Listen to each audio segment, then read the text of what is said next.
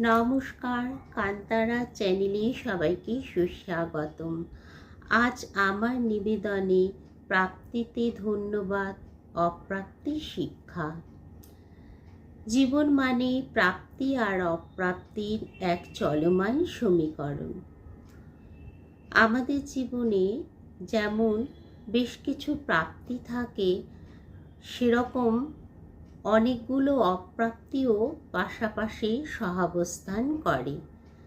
কিন্তু এই প্রাপ্তিগুলির জন্য আমরা অনেক সময়ই ঈশ্বরকে একটা ধন্যবাদ জ্ঞাপন করতে ভুলে যাই।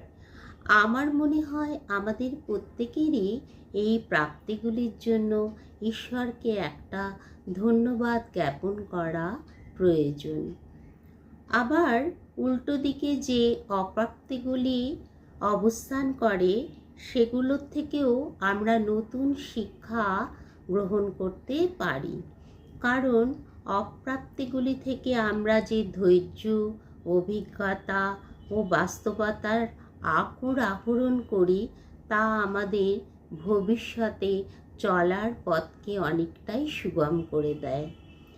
আমরা পরবর্তীতে যদি জীবনে চলার পথে হোঁচট খাই বা বাধাপ্রাপ্ত হই, অর্থাৎ কোনো রকম প্রতারণা বা ছলনার দ্বারা প্রভাবিত হই, তখন এই অভিজ্ঞতা ও শিক্ষাই আমাদের আবার উঠে দাঁড়াতে সাহায্য করে।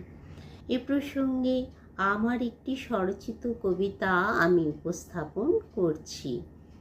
কবিতা এলোমেলো ভাবনারা।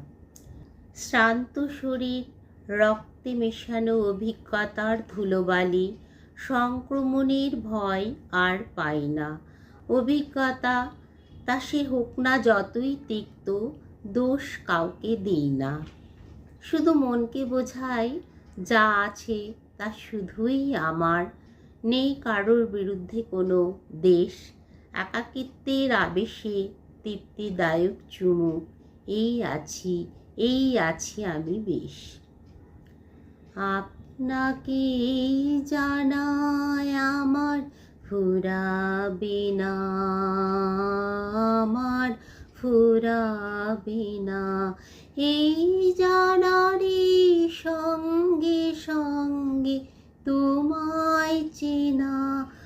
আপনাকে জানায় আমার ফুরাবে না, আমার ফুরাবে না।